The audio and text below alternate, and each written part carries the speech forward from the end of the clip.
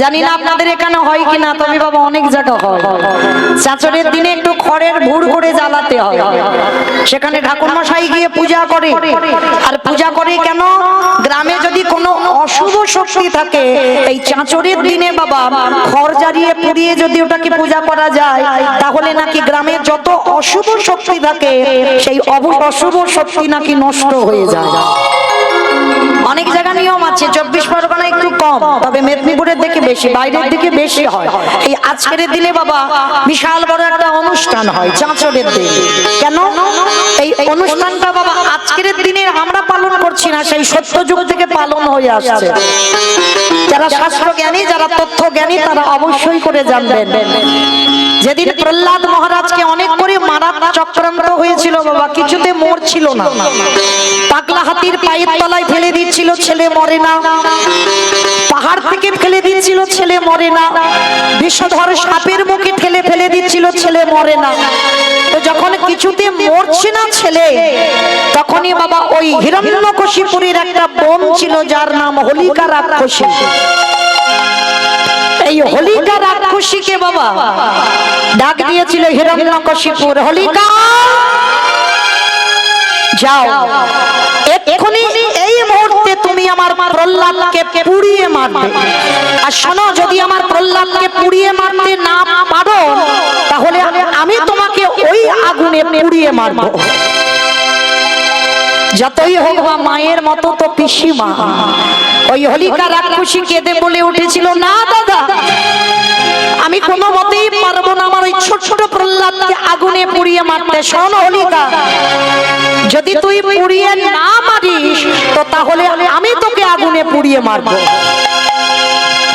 হোলিকা রাক্ষসী দাঁড়িয়ে দাঁড়িয়ে কেঁদেছিল, দয়াময়, যতই হোক প্রহ্লাদ তো আমাকে পিসিমা বলে ডাকে, আর ও যদি আগুনে পুড়ে যায়, আমি মা হয়ে সামনে কি করে দাঁড়িয়ে দর্শন করব? হোলিকা রাক্ষসী কাঁদছে দাঁড়িয়ে দাঁড়িয়ে। ছোট্ট 5 বছরের প্রহ্লাদ ছুটে এসেছে, ছুটে এসে পিসিমার গলাটা জড়িয়ে ধরে বলছে, পিসি, পিসি, কি হয়েছে পিসি, তুমি কাঁদছো কেন? খোকা রে, তোর বাবা আমার উপরে আদেশ দিয়েছে তোকে আজকের আগুনে পুড়িয়ে মারতে হবে। পিসি, তো এই জন্য তুমি কাঁদছো? তুমি কেঁদো না পিসি, না, আমি তৈরি হয়ে আছি। আমার বাবা আমাকে কত রকম করে মারতে চাইলো, কখনো পাগলা হাতির পায়ের তলায় দিল, কখনো আমার মার হাত থেকে আমি বিষের নাড়ু খেলাম, কখনো বিষধর সাপের মুখে ফেলে দিল, কখনো পাহাড় থেকে ফেলে দিল, আমি মরি না। পিসি, আমি বলছি আমার কিছু হবে না, তুমি আমাকে পুড়িয়ে দাও। না না খোকা, না, ও কথা বলিস না, আমি তোকে পুড়াতে পারবো না। পিসি, তুমি যদি আমাকে না পোড়াও, তাহলে আমার বাবা যে তোমাকে পুড়িয়ে দেবে। হোলিকা কাঁদছে দাঁড়িয়ে দাঁড়িয়ে। জ্বলন্ত আগুনটা খড়ের ভুড় করে জ্বালানো হয়ে গেছে। হিরণ্যকশিপুর আদেশ দিয়েছে প্রহ্লাদকে পুড়িয়ে মারতে হবে। আগুনটা দাউ দাউ করে জ্বলছে, আর হোলিকা প্রহ্লাদকে জড়িয়ে ধরে আছে। যাস না বাবা, যাস না ওই আগুনে, ওই আগুনে গেলে তুই তো পুড়ে মরে যাবি। পিসি, দেখো না আমার কিছু হবে না, আমার সঙ্গে তো আমার হরিবন্ধু আছে। কত বিশ্বাস দেখে ওই ছোট্ট প্রহ্লাদ, কারোর কথা না শুনে বাবা, যেই না ওই জ্বলন্ত আগুনটা দাউ দাউ করে জ্বলছে, আর প্রহ্লাদ কিছু না বলে ছুটতে ছুটতে গিয়ে একেবারে জ্বলন্ত আগুনে ঝাঁপ দিয়েছে। আগুন দাউ দাউ, আগুনটা দাউ দাউ করে যখন জ্বলছে, আর ওই আগুনের মাঝখানে যখন প্রহ্লাদ দাঁড়িয়ে আছে, আর প্রহ্লাদ দাঁড়িয়ে দাঁড়িয়ে বাবা দর্শন করছে, হোলিকা রাক্ষসী কাঁদছে, আর প্রহ্লাদের সর্বশরীরটা আশেপাশে আগুন, কিন্তু প্রহ্লাদের গায়ে একটাও আগুন লাগছে না।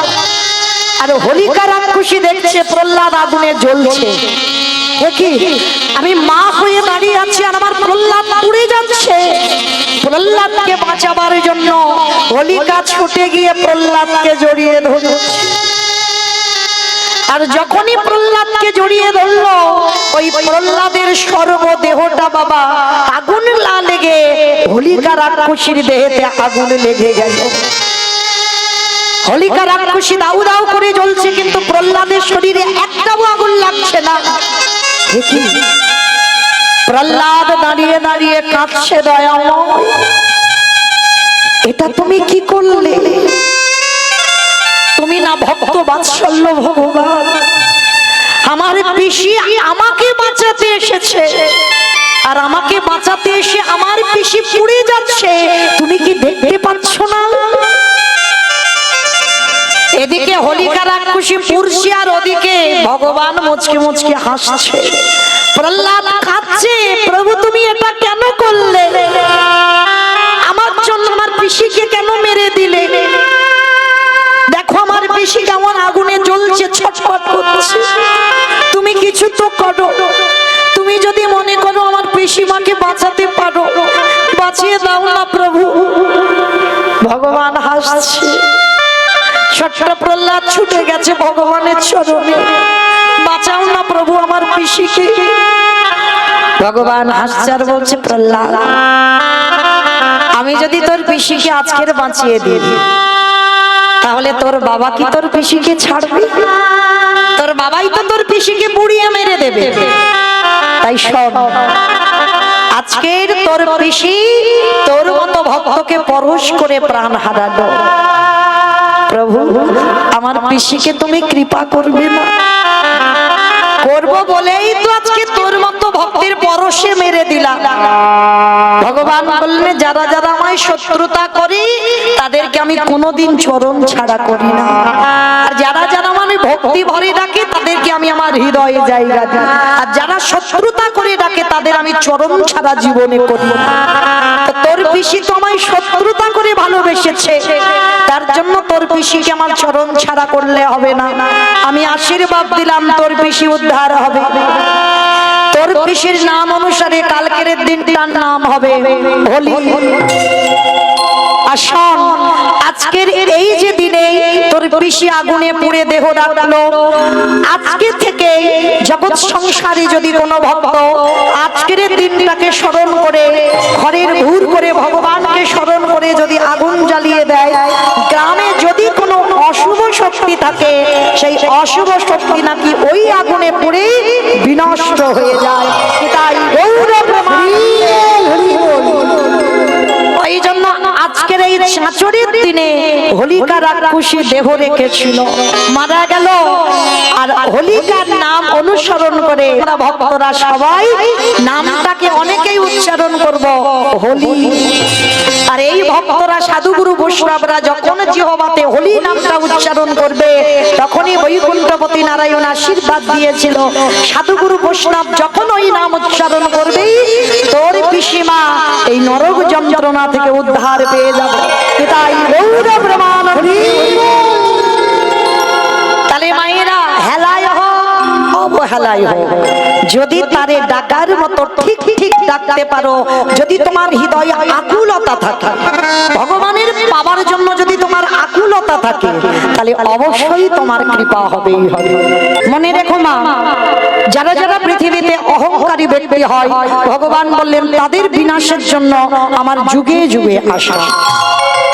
যে তৃতীয় পাণ্ডব অর্জুন, যাদের সখা ছিল স্বয়ং ভগবান, কিন্তু তথাপিও বাবা সেই তৃতীয় পাণ্ডব অর্জুনের দর্পচূর্ণ আমার ভগবান নিজে দাঁড়িয়ে থেকে করল।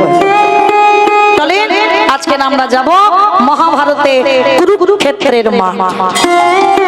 আর এই মহাভারতে কুরুক্ষেত্রের মাঠে মাতা গান্ধারী হাতে মশাল জ্বেলেছে, রাতের অন্ধকারে পুত্র শোকে কাতর গান্ধারী মা ওই হাতে মশালটা জ্বেলে পাগলিনীর মতো ছুটতে ছুটতে যাচ্ছে, চিৎকার করে একটাই নাম উচ্চারণ করছে, দুর্যোধন।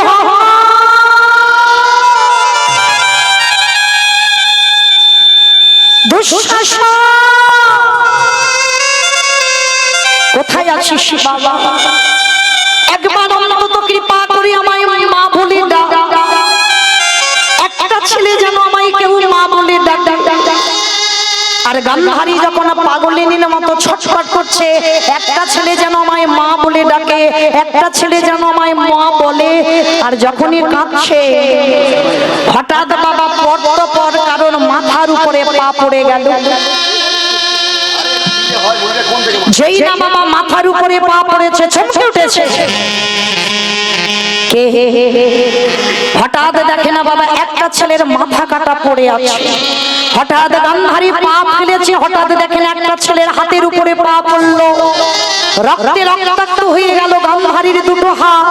কোন ছেলের কাটা মুন্ডু, কোন ছেলের কাটা পা, কোন ছেলের কাটা হাত। ওই রক্তে রক্তাক্ত দেহ তবু গান্ধারী খুঁজে বেড়াচ্ছে আমার একটা ছেলে যেন মা বলে ডাকে। যখন কারোর ডাক শুনতে পেল না গান্ধারী, পাগলিনীর মতো প্রাণ ত্যাগ করবে বলে সবই ছুটে যাবে। আর হঠাৎ পিছন থেকে একটা কে যেন ওই গান্ধারীর পা দুটোকে জড়িয়ে ধরেছে। আর যেই না পা দুটো জড়িয়ে ধরেছে সঙ্গে সঙ্গে বলে উঠলেন, কে কে আমার পা দুটো জড়িয়ে ধরলো, কে তুই? যেই না বলেছে বাবা কে তুই, পিছন থেকে বলে উঠলেন, মা মা কি আমায় মা বলে ডাকলি? ওই মশালটা জেলে যখনই সন্তানের মুখের কাছে ধরলো, দেখে না বাবা দুর্যোধন মুখ ঠুকে পড়ে আছে। মা গান্ধারী বলেছিল, খোকা ওঠ বাবা, তুই তো আমাকে কথা দিয়েছিলিস তুই ঘরে ফিরে যাবি, তুই কেন মুখ ঠুকে পড়ে আছিস?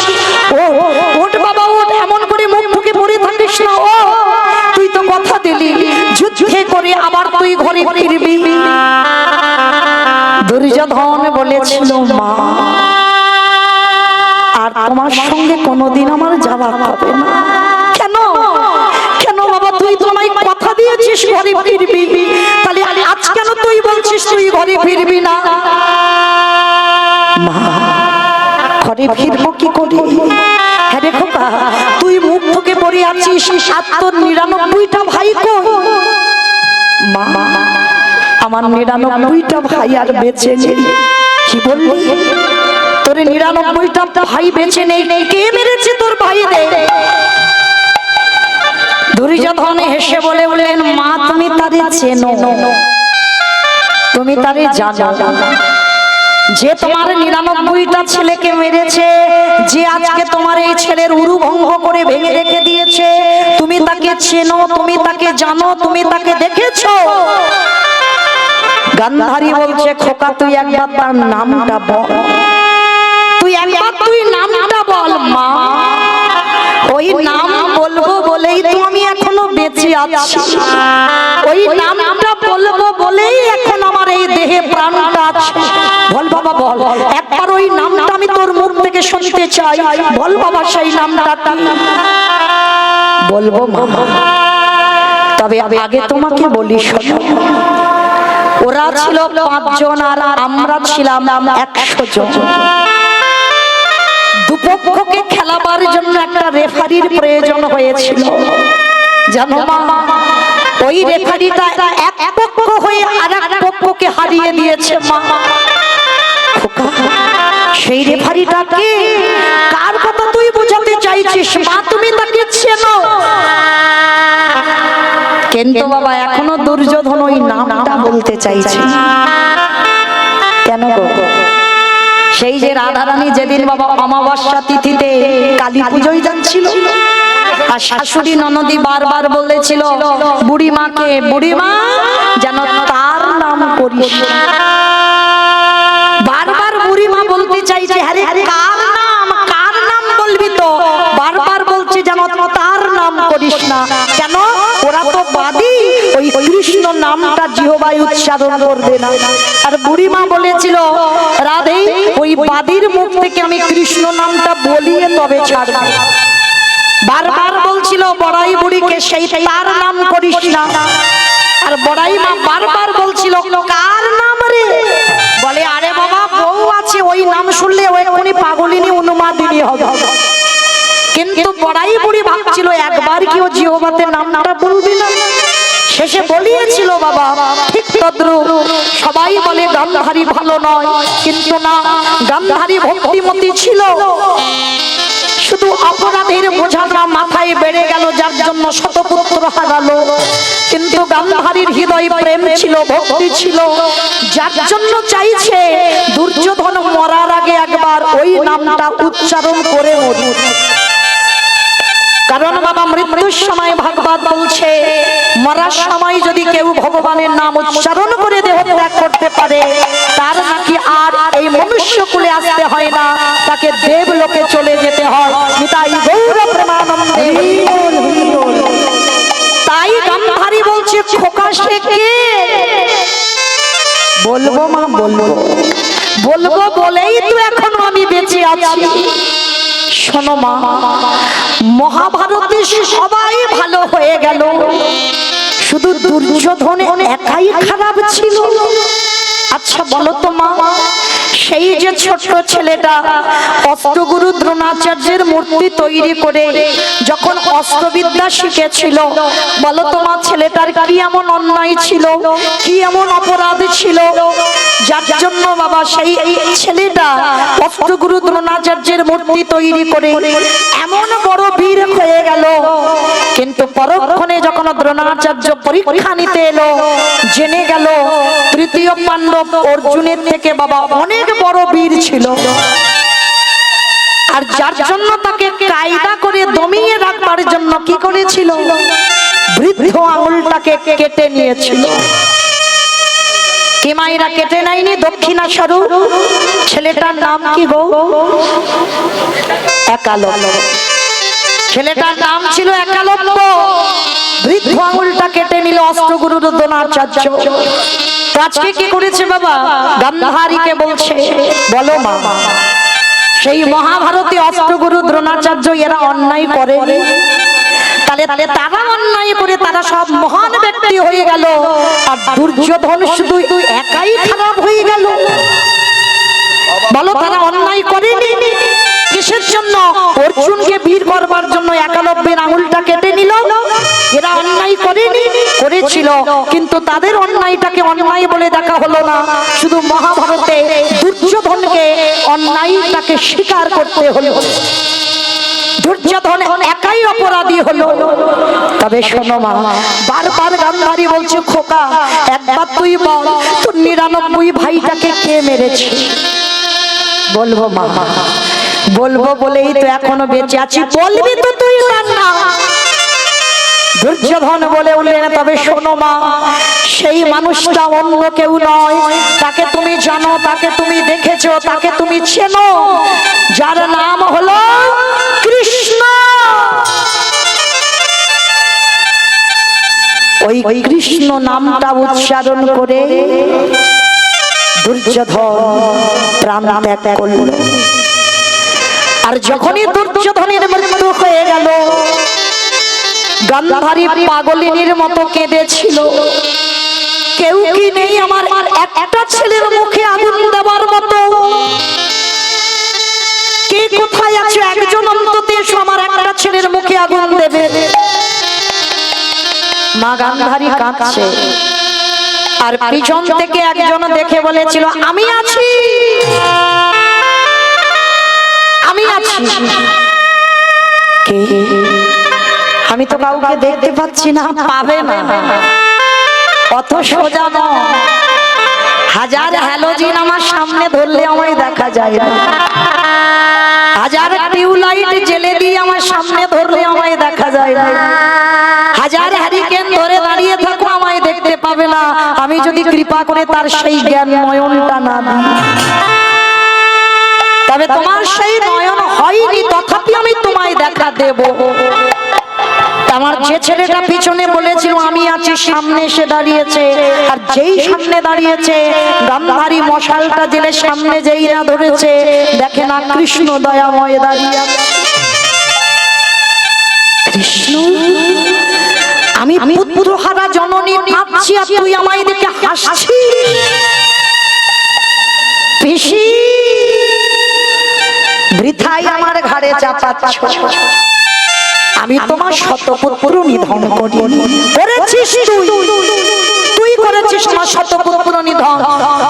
না তোমার পাপের ভরা পূর্ণ হয়েছে, তাই তুমি শতপুত্র হারিয়েছো। তবে শোন কৃষ্ণ, আমি পাপী হই আর যাই হই, আমার যেমন কুরু বংশ ধ্বংস করলি, আমি তোর অভিশাপ দিলাম, তোর 56 কোটি যদু বংশ ধ্বংস হবে হবে হবে। ভগবান দুবার কেঁদেছিল এই মহাভারতে। যেদিন দ্রৌপদীর বস্ত্র হরণ হলো সেদিন, আর একদিন কেঁদেছিল যেদিন গান্ধারী অভিশাপ দিল সেদিন। আর কোনদিন কৃষ্ণ কাঁদেন, এই দুদিন কেঁদেছিল। কারণ একটা নারীর সম্মান চলে গেলে তাতে আমার ভগবানের অঙ্গে গিয়ে আঘাত লাগে। আর যে নারীর সম্মান চলে যায় সেই নারীকে সমাজ নারী বলে গণ্য করে না। তখনই ভগবান কেঁদেছিল পাশাখালায় পাণ্ডবরা যখন হেরে গেল। আচ্ছা বলো তো বাবা, যার সঙ্গে কৃষ্ণ রয় তারা পাশাখালায় হারলো কেন? এই জায়গাটা ভেবে দেখেছেন? কোনদিন অনুভব করেছেন? কীর্তন মানে অনুভব। যাদের সঙ্গে কৃষ্ণ থাকে তারা কেন পাণ্ডবরা পাশাখালায় হারবে? আপনাদের আমাদের মতো ক্ষমতাশালী নয়, পাণ্ডবদের মতো বীর, তারা কেন পাশাখালায় হেরে গেল? বাবা এদের সিদ্ধান্তটা ভুলের জন্য। কারণ দুর্যোধন পাশাখালায় পারদর্শী ছিল না, কিন্তু দুর্যোধন খেলায় বসে তার শুকুনি মামার উপরে দায়িত্ব দিয়েছিল। বলেছিল দুর্যোধন যে আমার হয়ে আমার মামা খেলবে, কিন্তু সেই জায়গায় পাণ্ডবরা কিছুক্ষণের জন্য অহংকারী হয়ে গেল। কারণ যুধিষ্ঠির যদি একবার বলতো যে দুর্যোধনের হয়ে যখন শুকুনি মামা খেলবে, তাহলে আমাদের হয়ে আমার স্বয়ং কৃষ্ণ দয়াময় খেলবে, যদি একবার এই সিদ্ধান্তটা নিত, তাহলে কোনদিন পাণ্ডবরা পরাজিত হতো না। এটাই ছিল ভগবানের অভিমান। আর যুধিষ্ঠির বলেছিল কৃষ্ণ যতক্ষণ না আমি তোমাকে এখানে ডাকবো তুমি আমাদের এই পাশাখালা সভায় আসবে না। ভগবান তখন কেঁদেছিল যে আজকের তোমার অহংকারের জন্য তোমাদের পতন অনিবার্য হবে। সেদিন আমার ভগবান একটুখানির জন্য হলেও দুর্যোধনের সাথ দিয়েছিল। কারণ ভগবান সবার চোরেরও হয়, ভগবান সাধুরও হয়। যার সিদ্ধান্ত ঠিক থাকে, যে ধর্মকে আঁকড়ে রাখতে পারে, ধর্ম বলছে কারণ রক্ষা করতে হয় না, ধর্ম নিজেই দাঁড়িয়ে যায়। তাই গৌর প্রেমানন্দে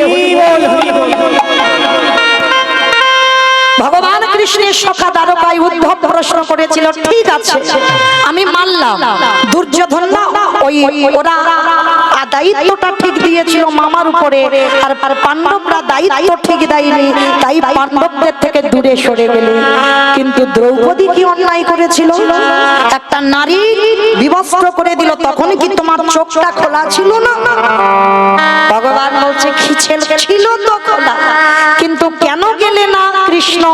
যাব কি করে? দ্রৌপদীও তো কিছুক্ষণের জন্য আমাকে ভুলে গিয়েছিল। সবার মাঝখানে যখন চুলের মুঠি ধরে আনলো, প্রথমে তো ওর 5 জন বীর স্বামী দাঁড়িয়েছিল, তাদের কাছে সাহায্য চেয়েছিল। ওই একবারও তো আমার কাছে প্রথম সাহায্য চাই। তারপরে অষ্টগুরু দ্রোণাচার্যের কাছে সাহায্য চাইলো, তারপরে পিতামহ ভীষ্মের কাছে সাহায্য চাইলো। কই একবারও মনে পড়েছিল দ্রৌপদী সখী আমার কথা? পড়েনি। তাহলে ওর মনে করেছিল যে ওর বীর স্বামীরা ওকে রক্ষা করবে, কিন্তু পারলো না। আর যখনই পারলো না, তখনই সখী মনে ভাবলো এরা ইহ জগতের স্বামী, এরা তো আমার সতীত্ব রক্ষা করতে পারলো না, তাহলে শেষের দিনে একজনই রক্ষা করতে পারে, যে হলো সবার প্রতি, যে হলো আমার জগৎপতি। নিতাই গৌর প্রেমানন্দে। একটা কথা মনে রেখো মা, সতী জগতে সেই হয় যার 2 পতি আছে। আচ্ছা দেখি একবার হাতটা তোলো তো, কার কার 2 পতি আছে? তুলতে পারছে না। হরি বল। কি গো কীর্তন কি শোনো? তুলতে পারছো না হাত? এতগুলো নারী আমরা আছি, একবার হাতটা ক্ষমতা দিয়ে তুলতে পারছো না যে আমার 2 পতি আছে? উঠছে, অল্প অল্প উঠছে, মানে অনেক ভেবে চিনতে, মানে অনেক ভাবতে হচ্ছে, তারপর একটা একটা করে হাত উঠছে। দেখো জগতে সেই সতী হয়, জগতে সেই সতী হয় যাদের কাছে দুই পতি আছে। দুই পতি কি রকম? এক হলো ঘরের পতি, এক হলো বাইরের পতি। আমা ভালো করে বুঝবে, কিন্তু এইটা মৌমিতা ঘোষ বলছে না। যেদিন রাসমঞ্চে ভগবান মুরলী বাদন করলো, যেদিন ব্রজগোপীরা পতি ত্যাগ করে পুত্র ত্যাগ করে ছুটে গেল গহন বনের মাঝে, কৃষ্ণ দয়াময় বলেছিল তোমাদের লজ্জা করে না? পতি পুত্র ত্যাগ করে রাতের বেলা পরপুরুষের কাছে এসেছো। তখন ব্রজগোপীগণ বলেছিল, হে গোবিন্দ, কাকে তুমি অসতী বলো? জগতে সেই তো সতী হয়। এ জগতে যার দুই পতি বলিয়ে যাই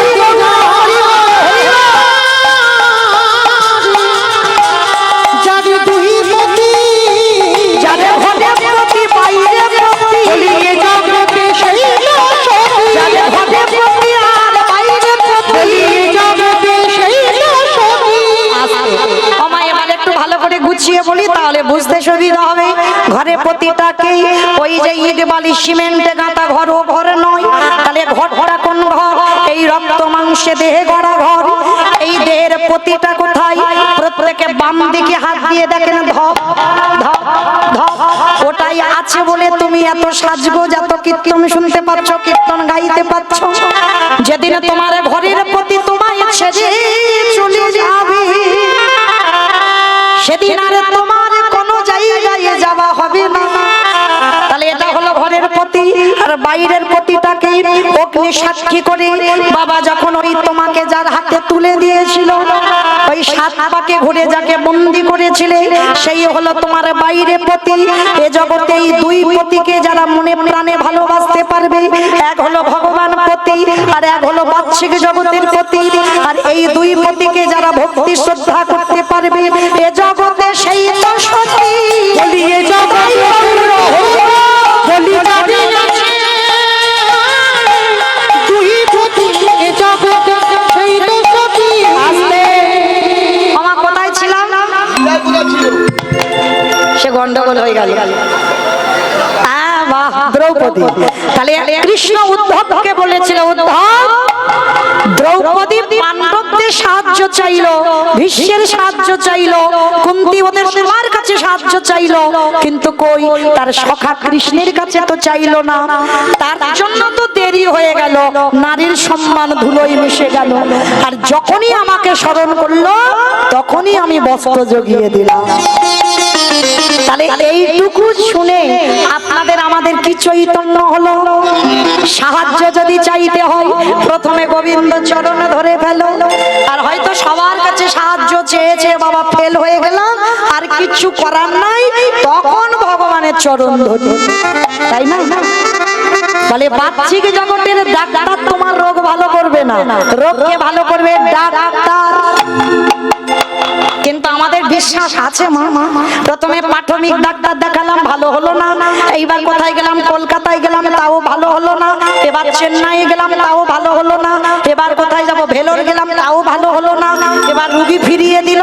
এবার ওখানে মনসার ভর হয়, শীতলার ভর হয়, চারদিকে শুধু ঠাকুর দেবতা হচ্ছে, সে রুগী আর ভালো হয় না।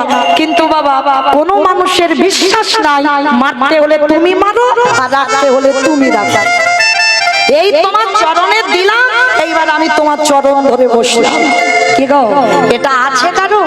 এইটা যা থাকবে, সে যে অচিরে কৃষ্ণ প্রাপ্তি হবে, সে যে কৃষ্ণ বলে ডাকতে পারবে, অচিরে কৃষ্ণ প্রাপ্তি হবে। আস্তে তাহলে গান্ধারী মা অভিশাপ দিল কৃষ্ণকে, তখনই কেঁদেছিল তোর 56 কোটি যদু বংশ ধ্বংস। কিন্তু বাবা, ভগবান গান্ধারীর কুরু বংশ ধ্বংস করেনি, একটাকে রেখে দিয়েছিল। আপনারা জানেন, যারা শাস্ত্র জ্ঞানী, যার নাম হলো মহাভারতে যুযুৎসু। শেষে পিসিমাকে বলেছিল এখনো তোমার একটা প্রদীপ জ্বলছে, তোমার যুযুৎসু তোমার বংশে বাতি দেবার মতো। তখনই গান্ধারী কেঁদেছিল, কৃষ্ণ আমি তোর বৃথাই অভিশাপ দিলাম। কৃষ্ণ বলেছিল, পিসি আমি মাথা পেতে নিলাম। অভিশাপটা নিয়ে কৃষ্ণ ফিরছে দ্বারকায়।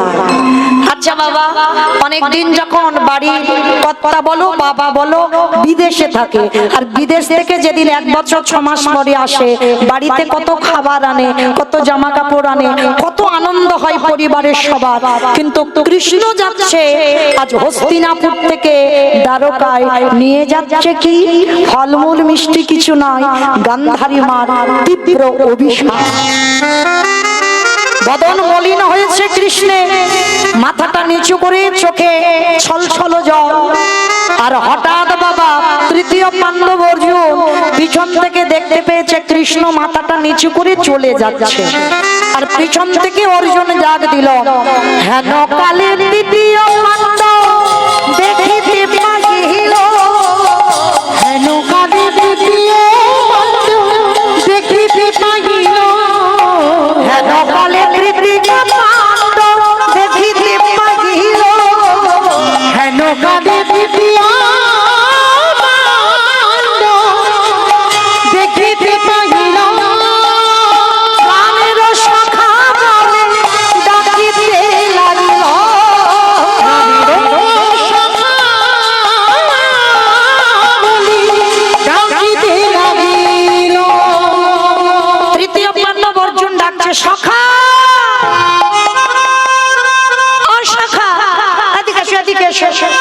কি তোমার চোখে জল সখা কেন?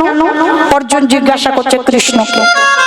ভগবান মাথাটা নিচু করে বলছে, অর্জুন এই মুহূর্তে তোমার বড় মা গান্ধারী আমায় অভিশাপ দিল যে আমার 56 কোটি যদু বংশ ধ্বংস হবে, ওই জন্য মনটা ভালো নাই, আমি দ্বারকায় ফিরে যাচ্ছি। অর্জুন কথাটা শুনে বলছে, হায় হায় হায় হায় সখা, তোমার আর আমার কত মিল দেখেছো। বলে কেন, কিসে মিল? আমার বড় মা তোমাকে এক্ষুনি অভিশাপ দিয়েছে যে তোমার 56 কোটি যদু বংশ ধ্বংস হবে, আর আমাকে এক্ষুনি একজন অভিশাপ দিল। বলে তোমারও অভিশাপ দিয়েছে? বলে কে? বলে কেন, ভীষ্ম জননী গঙ্গা। ভীষ্ম জননী গঙ্গা কি অভিশাপ দিয়েছে? বলে সকাশে একটা হাসির অভিশাপ। হাসির অভিশাপ? বলে হ্যাঁ। আচ্ছা বলো কি হাসির অভিশাপ? বলে জানা সখা কৃষ্ণ আমাকে বলছে ওই ভীষ্ম জননী গঙ্গা যে তার ছেলেকে যেমন সরসজ্জায় দিয়েছি, নাকি ওই গঙ্গা মা আমার অভিশাপ দিল আমার ছেলের হাতে আমার মরণ হবে। তুমি বলো আমার কি আর ছেলে টেলে আছে? দ্রৌপদীর 5টা ছেলে ছিল, অশ্বত্থামা মাথা কেটে নিয়ে চলে গেছে, আমার তার ছেলে বেঁচে নেই, আর শুধু শুধু আমাকে অভিশাপ দিল আমার ছেলের হাতে নাকি আমার মরণ হবে। ভগবান মুচকি মুচকি হাসছে, বাবা বাবা এ বেটা জানে না এর এখনো একটা ছেলে আছে। ও মা, এটা কিরকম হলো? ছেলে জানে না বাবা বেঁচে আছে, বাবা জানে না ছেলে বেঁচে আছে। এটা হয়? হয়। অর্জুনের সঙ্গে হয়েছিল।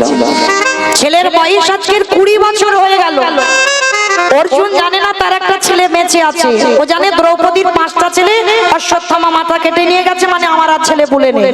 কিন্তু এখনো একটা ছেলে আছে যার বয়স আজকের 20 বছর হয়ে গেছে, আর ছেলেটাও জানে না যে তার বাবা অর্জুন এখনো বেঁচে আছে। এটা কিরকম হলো? এই ঘটনাটা একটু করে শুনবো। কিন্তু অর্জুন বলছে, সখা একটা কাজ করো না, তুমিও অভিশাপ পেয়েছো আমি আর অভিশাপ পেয়েছি, তাহলে দুজনে অভিশাপ পেয়েছি। একটা কাজ করো, তুমি এখন চলে যেও না, আমার দাদা যুধিষ্ঠির দাদা অশ্বমেধ যজ্ঞ করছি, যজ্ঞটা হয়ে গেলে তুমি চলে যেও। ভগবান মনে মনে চিন্তা করছে, ঠিক আছে তাহলে অশ্বমেধ যজ্ঞ হবে, ওই যুধিষ্ঠির ঘোড়াটা ছাড়বে, আর ঘোড়াটা ছাড়লে ঘোড়াটা ঘোরাতে ঘোরাতে এমন একটা জায়গায় নিয়ে যাব যেখানে অর্জুনের ছেলে বড় হয়ে আছে। এ বেটা তো জানে না, আর ঘোড়াটা ছাড়াতে যাবে অর্জুন, আমাকে তো রথ চালিয়ে যেতে হবে, আর আমি ঘুরিয়ে ঘুরিয়ে ওকে সেইখানে নিয়ে যাব, আর সেইখানে নিয়ে গিয়ে এ তো জানে না গঙ্গা আমারই নেই, ভগবানের চরণ থেকে গঙ্গার উৎপত্তি। তাহলে আমার মেয়ে যখন ওকে অভিশাপ দিয়েছে, অর্জুন তোমার বড্ড অহংকার, কুরুক্ষেত্রের মাঠে যুদ্ধ করে তুমি অহংকার করে বলেছিল কৃষ্ণ আমার এই গান্ডীব্য ছিল বলে কুরুক্ষেত্রের মাঠে জয়টা হলো। ভগবান হেসে বলেছিল মূর্খ, আমি তো আধা ঘন্টা আগে সবগুলোকে মেরে রেখেছি, মরা মানুষকে তোরা মেরেছিস। শুধু জগতের লোক দেখতে পেল না, কিন্তু আমি বিশ্বরূপ দেখাবার পরেও তুই অহংকার করে বলছিস অর্জুন এই অহংকার চূর্ণ আমি করবো তোমার। আমার মেয়ে যখন অভিশাপ দিয়েছে যে তোমার ছেলের হাতে তোমার মরণ হবে, ওই পথটা আমি তৈরি করে দেব। এইবার যুধিষ্ঠির মহারাজ অশ্বমেধ যজ্ঞ শুরু করেছে, আর ওই যজ্ঞে ঘোড়াটা ছেড়েছে, ঘোড়া চলে গেছে। এইবার যুধিষ্ঠির বলছে অর্জুন ঘোড়াটা যেখানে গেছে তুমি ধরে আনো। এইবার অর্জুন বলছে সখা তুমি আমার সঙ্গে চলো। ভগবান বলছে যাবো কি, আমি যাবো বলে রেডি হয়ে আছি, কারণ গঙ্গার অভিশাপটা ফলাতে হবে না, চলো। এইবার ভগবান শ্রী হরি শ্রী হরি বলি শুভযাত্রা কইল। মানে ঘোড়াটা ধরলো কে? সেই যে অর্জুনের ছেলে মণিপুরে আজকে 20 বছর বয়স হয়ে গেছে। এইবার মায়েরা কি করে হলো? ছেলে 20 বছর হয়ে গেল, বাবা চেনে না, আর বাবা ছেলেকে চেনে না, 20 বছর বয়স হয়ে গেছে। এইটা কি করে হলো জানো? এইবার একটু শুনুন। যেদিন লক্ষ্য ভেদ করে দ্রৌপদীকে বিবাহ করেছিল তৃতীয় পাণ্ডব অর্জুন, আপনারা জানেন ঘটনাটা। আর যখন বিয়ে করে এনেছিল কুন্তী মা অসুস্থ, মাকে বলেছিল মা তোমার জন্য কি এনেছি দেখো। তা মা ঘুমের ঘরে বলেছিল খোকা যাই আনিস না কেন বাবা তোরা 5 ভাই ভাগ করে নে। দ্রৌপদীর হাতটা ধরে আছে, ছেলে তো বিয়ে করে এনেছে। আচ্ছা মা এখানে কি অর্জুনের ভুল ছিল না? একবার যদি বলতো মা তোমার জন্য বৌমা এনেছি দেখো, তাহলে বাবা একেবারে পরিষ্কার হয়ে যেত। কিন্তু বারবার অর্জুন বলছে ও মা তোমার জন্য কি এনেছি দেখো। আর বারবার যখন বলছে কুন্তী বারবার একটাই কথা বলছে বাবা যাই আনিস না কেন তোরা 5 ভাই ভাগ করে নে। দুবার হয়ে গেল বলা। আবার অর্জুন বলছে ও মা তুমি দেখে বলবে তুমি তোমার জন্য কি এনেছি, তুমি শুধু না দেখে বলছো যাই এনেছি 5 জনে ভাগ করে নে। আচ্ছা তুমি দেখে তো বলো। বারে বারে যখন বলছে কুন্তী মা রেগে গেছে, অপদার্থ আমি কখন থেকে বলছি একটাই কথা যাই কিছু আনিস না কেন তোরা 5 ভাই ভাগ করে নে। আর যেই না বলেছে বাবা অর্জুন দ্রৌপদীর হাতটা ছেড়ে দিয়েছে। ছেড়ে দিয়ে যুধিষ্ঠির দাদার কাছে গিয়ে বলছে দাদা মা আদেশ দিয়েছে আজকে থেকে দ্রৌপদী আমাদের 5 জন। বলে ভাই তোর কি মাথার গন্ডগোল হয়েছে? লক্ষ্য ভেদ করে তুই বিয়ে করেছিস, দ্রৌপদীর উপরে তোর অধিকার আমাদের নয়। বলে দাদা মা যে বললো কি গো একটা ছেলে এরকম পাবে জগতে এখন? হরি বল। একটা ছেলে এসে কোনোদিন বলেছে মা তোমার জন্য কি এনেছি দেখো? সে 5 ভাই ভাগ করার ব্যাপার তো আলাদা, একটা ছেলে বলেছে মা তোমার জন্য এনেছি বউ বলেনি। সেটা বলেছিল নবদ্বীপে আমার নিমাই পণ্ডিত। লক্ষ্মীপ্রিয়াকে বিয়ে করেছিল, সর্পাঘাতে মৃত্যু হয়ে গেল। বিষ্ণুপ্রিয়াকে বিয়ে করেছিল শুধু মায়ের জন্য। বিয়ে করতে যাবার সময় বলেছিল মা বিয়ে করতে যাচ্ছি আমার জন্য নয় শুধু তোমার জন্য। এ জগতে ওই রকম ছেলে একটাও পাবে না। পাই জানো তো কেন পাবে না গো? এখন মাটিটা তো ভালো নয়, তাই না? শুধু ছেলেদের দোষ দিলে হবে না। বীজ গন্ডগোল যদি হয়, মাটি গন্ডগোল যদি হয়, তার ফসলটা ভালো হবে কি করে? কখনো ভালো হবে না। ওই জন্য তো একটাও মুনি ঋষিদের জন্ম এখনকার সমাজে আর হচ্ছে না। কেন? শুধুমাত্র আমাদের ভুলের মাসুল দিতে হচ্ছে, আমরাই ভালো না। তো আজকে লক্ষ্য করে দেখেন এইবার যেই না বাবা ভক্ত বাৎসল্য ভগবান এসে হাজির হয়েছে। যুধিষ্ঠির বলছে কৃষ্ণ তোমার সখা অর্জুনকে বোঝাও। মা তো না দেখে বলেছে, দেখে বলেন। তা ভগবান করজোর করে বলছে দেখো মায়ের কথার উপরে তো আমার কথা খাটে না। ভগবান পর্যন্ত ওই জায়গায় নত। মা বস্তুটা এমনই বস্তু, সবার আগে মা। ভগবান সুদামাকে বলেছিল পিতামাতা হলো প্রথম গুরু, দ্বিতীয় গুরু হলো শিক্ষা গুরু, দীক্ষা গুরু, তৃতীয় গুরু হলো আমি ভগবান। মানে ভগবান বাবা মাকে আগে জায়গা দিয়েছে, সবার শেষে নিজের জায়গা নিয়েছে। তাহলে এইবার বলছে মা যখন বলেছে আমার কথা তো খাটবে না, তাহলে মায়ের কথা মতো আজকে থেকে দ্রৌপদী তোমাদের 5 জন। এমন সময় বাবা সর্বঘাটের কাঁঠালি পালা এসে হাজির। বলো তো সে কে? নারদ। নারদ এসে বলছেন নারায়ণ নারায়ণ। ও ঠাকুর, এটা কিরকম ব্যাপার হলো? একটা বউ 5 জন নিয়ে টানাটানি করবে, কিরকম মতো ব্যাপার নয়। তুমি কৃপা করে হিসেব করে দাও, কখন কার ঘরে কতদিন করে থাকবে। ভগবান বললেন নারদ, এইটা তোমার ভাগে তুলে দিলাম, তুমি বিধানটা করে দাও। নারদ বলছে প্রভু, তাহলে আমি বিধানটা দিই। এক ভাই থাকাকালীন যদি ওই ঘরে দ্রৌপদী থাকে, অন্য কোনো ভাই যদি প্রবেশ করে, তাকে একাকী যেতে হবে বনবাস। নারদ মুনির কথা কোনোদিন রোধ হয় না। নাম নিয়েছেন নারদ, কথা রোধ কোনোদিন হবে না। আমি বলে দিলাম, যে ভাইয়ের ঘরে দ্রৌপদী থাকবে, অন্য ভাই যদি প্রবেশ করে, ভুল হয়েও তাকে একাকী বনবাসে কাটাতেই হবে। পঞ্চ পাণ্ডব শিরোধার্য করলো, তাই হবে। বাবা ছলে বলে কলে কৌশলে সত্য ঘটনা ঘটে আছে। ইচ্ছায়, কার ইচ্ছায়? আমার ভগবানের ইচ্ছায়। হঠাৎ এক ভক্তের গরু চুরি হয়েছে। যা তো যা একেবারে অর্জুনের পায়ে ধরে কান্নাকাটি। আর অর্জুন যে গান্ডীব্য ধনুকটা রেখেছিল, যুধিষ্ঠির ঘরের ভিতর থেকে অস্ত্র ঘর। আর সেই দিন আমার যুধিষ্ঠির দাদার ঘরে ছিল আমার দ্রৌপদী।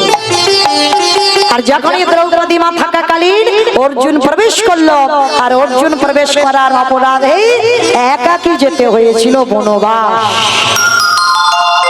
একাকী হতে হলো বনবাস, করার কিছু নাই। নারদের কথা মতো বনবাসে যেতে হলো। এইবার সব জায়গায় পাণ্ডবরা একসঙ্গে ছিল, কিন্তু ওই সময়টা অর্জুন একাকী কাটালো। একটা দুটো দিন নয়, 10 বছর নদীর জল আর গাছের ফল খেয়ে বেঁচে আছে। হস্তিনাপুরের রাজার কি দুর্গতি দেখো। এইবার রাস্তায় ঘুমায়, নদীর জল খায়, গাছের ফল খায়। আর করতে করতে বাবা 10 বছর কেটে গেল। বাকি আছে ঘরে ফিরতে 2 বছর। এখনো 2 বছর কাটাতে হবে। তাহলে কি করবে? এইবার এমন একটা জায়গায় গেল, যে জায়গাটার নাম হলো মণিপুর রাজ্য। আর মণিপুর রাজ্যে গিয়ে তৃতীয় পাণ্ডব অর্জুন এত ক্লান্ত হয়েছে, গাছের তলায় বাবা গাছে হেলান দিয়ে পা দুটো রাস্তায় ছড়িয়ে দিয়ে ঘুমাচ্ছে।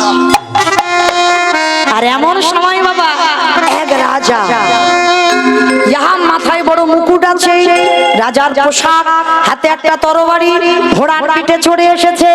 এসে বাবা দেখে না রাস্তা অবরোধ করে একটা মানুষ লম্বা হয়ে পা ছড়িয়ে আছে। এইবার সেই রাজা মশাই এসে বলছে, এই যে তোমার স্পর্ধা তো কম নয়, তুমি আমার রাজ্যে এসে রাস্তা অবরোধ করে ঘুমাচ্ছ। দেখাচ্ছি, দাঁড়াও।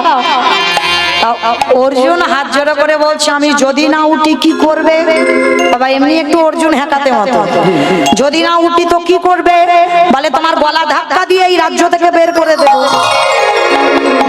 অর্জুন মনে মনে চিন্তা করলো, হাই রে, হাতি যখন গদে পড়ে পরেরটা সবাই জানে। মনে মনে ভাবলো, যাক আমি আর পরিচয় দেওয়ার দরকার নাই। কি দরকার? আমার এই দুর্দশা হয়েছে যখন, তো আমার মাথা পেতে নিতে হবে। কিছুতে অর্জুন রাস্তা ছাড়বে না। আর সেই রাজা তরবারিটা হাতে করে নিয়ে বলে, তোমার মস্তক ছেদন করে দেবে। উঠবে কিনা বলো? অর্জুন বলছে উঠবো না। আর সেই রাজা বলছে উঠবে না তো? ঠিক আছে দাঁড়াও, দেখাচ্ছি মজা তোমার। তরবারিটা রেখে অর্জুনের হাতটাকে ধরেছে। আর অর্জুনের হাতটা ধরে বাবা যেই না টেনে তুলতে গেছে, মাথা থেকে মুকুটটা খুলে মাটিতে পড়ে গেল। আর যেই মাটিতে পড়ে গেল, মাথায় বড় বড় লম্বা লম্বা কেশ ছড়িয়ে গেছে। কি বা বুঝতে পেরেছো? ওটা রাজা নয়, রাজকন্যা, মানে রাজার মতো সেজেছিল। আর যেই না মাথার চুলগুলো ছড়িয়ে গেল, এইবার অর্জুনের হাতটা ধরে আছে। আর অর্জুন হাতটা ধরে আছে, যেটা মহাভারতে একটা কথা আছে বাবা, পানিগ্রহ। ভাগ্যিস বাবা কলিযুগে ওইটা উঠে গেছে, যদি থাকতো কি সর্বনাশটা হতো। কেন জানো? এই পানিগ্রহ মানে তখনকার দিনে বাবা, যদি নারী বা পুরুষ কেউ কারোর হাত ধরতো, তাকে বাবা এর আগে যদি 2-4টে বিয়ে করাও থাকে, কিন্তু হাত যখন ধরেছে কোনো মেয়ে, তোমাকে বিয়ে করতে হবে। আমার ভুল বললাম? কোন ঠাকুর রক্ষা করেছে এখন? এইবার কি করেছে, যেই না হাতটা ধরেছে অর্জুন, আর ওই যে রাজকন্যা হাতটা ধরে আছে, এইবার দুজনের চার চোখে চাউনি হয়ে আছে, অপলক নয়নে তাকিয়ে আছে হাতটা ধরে। কে তুমি মনোমোহিনী, কে তুমি মনোমোহিনী, কে তুমি মনোমোহিনী, দাঁড়িয়ে আমার চোখে রাগানে পুষ্প রাগে গো চম্পারণী, কে তুমি মনোমোহিনী, কে তুমি মনোমোহিনী, আজ তোমায় দেখে হলো মনে তুমি ছিলে মনের গনে, আজ তোমায় দেখে হলো মনে তুমি ছিলে মনের গনে, তোমার ডাকে ফুল হারালো, আর তোমার ডাকে ফুল হারালো, সাধের স্বপ্ন তরণী,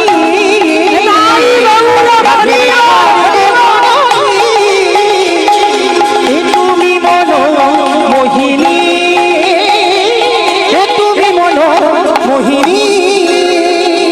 একেবারে হাতটাকে চেপে ধরে আছে, দুজন দুজনের দিকে তাকিয়ে আছে। এইবার মেয়েটা বলে উঠলেন, কে তুমি, তোমার নামটা কি? অর্জুন বলে উঠলেন, আমি হস্তিনাপুরের রাজা, আমার নাম হলো তৃতীয় পাণ্ডব অর্জুন। মেয়েটা মনে মনে করলো, বাবা বাবা, সেই তো বড় হয়েছি, বাবা তোমায় বিয়ে দেবে, তাহলে এত সুন্দর পাত্র তো আমি আর পাবো না, তাহলে কিসের জন্য আমি হাতটা ছাড়া করবো? তাহলে সেই যখন পানি গ্রহ হয়ে গেল, তাহলে এই ছেলেটাকে আমি বিয়ে করবো। এইবার অর্জুন জিজ্ঞাসা করলো, তোমার নাম কি? বলে, আমার নাম এই মণিপুর রাজ্যের রাজা চন্দ্রভানুর মেয়ে, আমার নাম হলো চিত্রাঙ্গদা। আমার নাম চিত্রাঙ্গদা। ও, তা অর্জুন মনে মনে করলো, বাবা বাবা, এই তো সুযোগ। বাবা এই জায়গাটা খুব মন দিয়ে শুনবেন। শুধু এখনকার ছেলেরা মনে করেছে বদ, তখনকার ছেলেরা বদ ছিল না।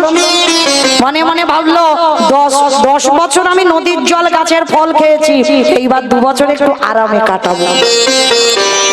আমি বলবো না, আমার পরিচয় দেব না, আজকের এই মেয়েটাকে বিয়ে করে 2 বছর এর কাছে থাকবো, আর 2 বছর হয়ে গেলে আমি পালিয়ে যাবো হস্তিনাপুর। একবারও বললো না যে আমি আগে বিবাহ করা হয়ে গেছে দ্রৌপদীকে, একবারও পরিচয় দিল না। কিন্তু চন্দ্রভানু রাজা কিছু বুঝতে পারলো না। শুভ দিন, শুভক্ষণ, শুভ তিথি, শুভ লগ্নে আজকে চিত্রাঙ্গদার সঙ্গে তৃতীয় পাণ্ডব অর্জুনের ওই মণিপুর রাজ্যে বিয়ের আয়োজন করলো। হস্তিনাপুরে ও যেমন রাজা ছিল, আজকে চিত্রাঙ্গদা ও রাজার মেয়ে। বরে লোবর আমার বিয়ে বাড়ি একটু উলু না হলে ভালো লাগে, একটু উলু দাও। বরেলো বরেলো বরেলো বলে পড়ে গেল সারা গো,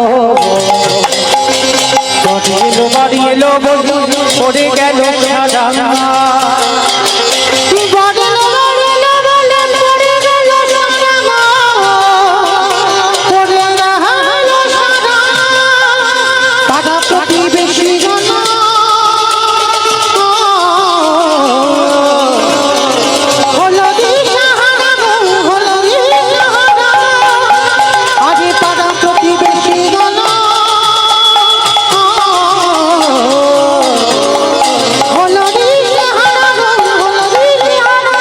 বাজে ঢোলক বাজে মাদলে দিদল, ঢাকে বাজে ঢোলক বাজে মাদলে দিদল,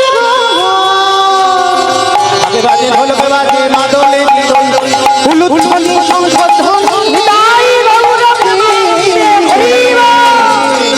হরিল হরিল, তাদের এই আনন্দ যার ধরে না, অর্জুনের বিবাহে আনন্দ যার ধরে, অর্জুনের বিবাহে আনন্দ যার ধরে। শুভ দিন, শুভক্ষণ, শুভ লগ্নে বিয়ে সম্পূর্ণ হলো। কিন্তু মা বিয়ে হলে কি হবে? পরের দিন থেকে দিন গোনা শুরু হলো। 2 বছর হলেই অর্জুন বাড়ি ফিরে আসবে। আচ্ছা বলো তো মা, বাড়িতে যদি কোনো পশু পাখিও পোষে, কষ্ট হয় না তাকে? সে যখন ছেড়ে চলে যায় বা মারা যায় কষ্ট হয় না?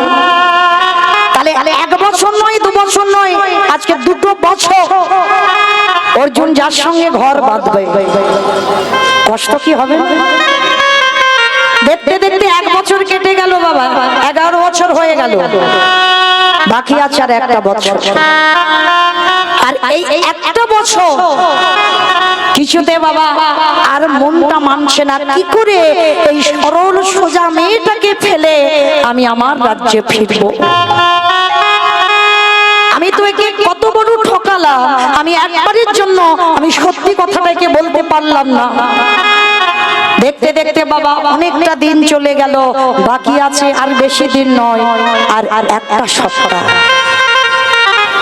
1 সপ্তাহ মাত্র বাকি আছে। আর এই 1 সপ্তাহ অর্জুন কিছু খাচ্ছে না আর ঘুমাচ্ছে না, শুধু সারা রাত জেগে বসে বসে কাঁদে যে এই মেয়েটাকে এত বড় ঠকালাম, কিন্তু এই মেয়েটাকে একাকে ফেলে যে আমি চলে যাব, আমার চলে যাবার পরে যে এতটাই আমার ভালোবাসে, তাহলে ও যে চির কাঙালি হয়ে যাবে। মানে নিজের বিবেকে কষ্ট পাচ্ছে, কিন্তু করার কিছু নাই, চলে তো যেতে হবে। আর চিত্রাঙ্গদা এমনই একটা মেয়ে ছিল, এত স্বামী ভক্তি পরায়ণা, কোনদিন স্বামীর কাছে বাবা কিছু জানতে চাইনি বা কোনো কৈফিয়ত নাই। আজকে 3 দিন মাত্র বাকি আছে, অর্জুন বসে বসে কাঁদছে, চিত্রাঙ্গদা পিছনে গিয়ে প্রণাম করে স্বামীর কাছে হাত জোড়ো করে বসেছে। একটা কথা বলবো? বলো। আচ্ছা, তুমি যেন মনে করো না আমি তোমার কাছে কিছু জানতে চাইছি, আমি কোনোদিন তোমার কাছে কোনো কৈফিয়ত বা কিছু জানতে চাই না। তবে হ্যাঁ, আজকের আমার একটাই মনি প্রশ্ন, আজ 1 সপ্তাহ দেখছি তুমি ঘুমাচ্ছ না, তুমি ভালো করে খাচ্ছ না, তোমার শরীরও ভালো নেই, বলো না তোমার কি হয়েছে? তুমি কি আমার কোনো কথাই কষ্ট পাচ্ছ, বা তুমি কি আমার জন্য কষ্ট পাচ্ছ? একবার বলো, আমি কি তোমার চরণে অন্যায় করেছি? না না চিত্রাঙ্গদা, তুমি অন্যায় করতে পারোই না, তাহলে তুমি কি জন্য কাঁদছো আমায় বলো, বলো তোমার কিসের কষ্ট? চিত্রাঙ্গদা, আজ আমি তোমার কাছে একটা জিনিস চাইবো, তুমি দেবে? স্বামী, এ দেহ মন প্রাণ জীবন যৌবন আমি তো সব তোমায় দিয়েছি, আর আজকে তুমি আমার নতুন করে কি চাইবে বলো? না ওই রকম করে নয়, আগে তোমার শীতের সিঁদুর স্পর্শ করে ত্রিসত্য করো, যা চাইবো তোমার কাছে তাই দেবে। স্বামী, এটাও তো তোমারই দেওয়া, তাহলে আমি যদি শীতের সিঁদুর ছুঁয়ে প্রতিজ্ঞা করি তাতে তোমার অমঙ্গল হবে, আমার কিছু হবে না, তোমারই কষ্ট হবে, আমি সেটাই চাই। তুমি তোমার শীতের সিঁদুর ছুঁয়ে প্রতিজ্ঞা করো, আজ তোমার কাছে যা চাইবো তুমি দেবে।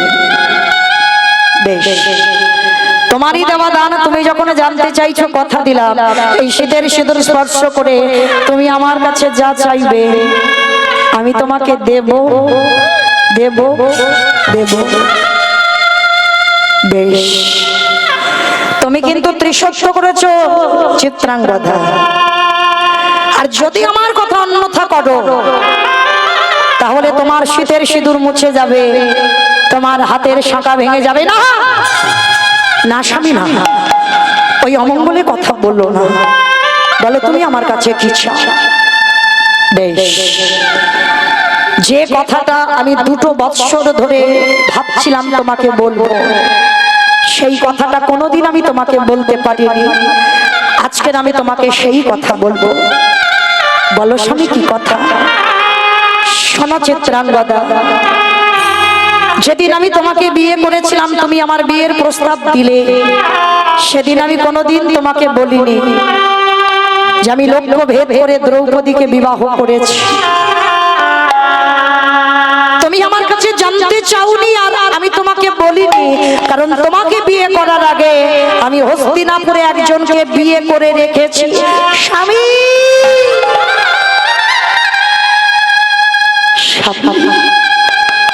এটা তুমি কি বলছো? তুমি বিয়ে করে রেখেছো? হ্যাঁ চিত্রাঙ্গদা, যে কথাটা এতদিন ধরে আমি তোমাকে বলতে পারিনি। আর শোনো, আমি এক অন্যায়ের জন্য আমি বনবাস হয়েছিলাম, আর এই বনবাসের মেয়াদ কালই সকাল হলে ফুরিয়ে যাবে। আমি ফিরে যাব, আমি ফিরে যাব হস্তিনাপুর। তাই তোমার কাছ থেকে আমি বিদায় চাইছি। এ তো ভালো কথা, তুমি তোমার দেশে ফিরতে চাও। কোন মেয়েটা চাই যে তার বাপের বাড়িতে থাকবে? তুমি যেমন রোজগার করবে, যেমনই থাকবে, যেমনই রাখবে, আমি তোমারই কাছে থাকতে চাই। তুমি আমাকে নিয়ে চলো। আমি কথা দিলাম, তুমি ভুল করেছো, আমিও ভুল করেছি। তুমি তোমার বিয়ে হয়ে গেছে বলনি, আর আমি তো তোমার কাছে জানতে চাই।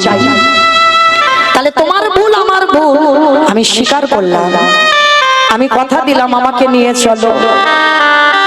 দ্রৌপদী সারা জীবন যতদিন আমি বাঁচবো, দ্রৌপদীর আমি চরণ সেবা করব। আমি কথা দিলাম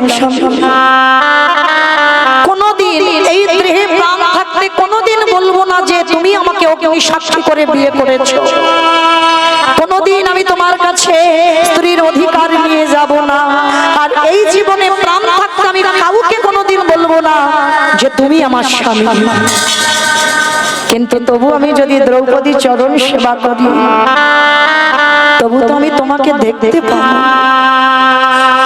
আর আমি তোমার কাছে কিছু চাই না। এই যে 2 বছর আমি তোমায় সেবা করেছি, এইটুকুনি আমার জীবন কাটিয়ে দেব। আমাকে নিয়ে চলো তুমি।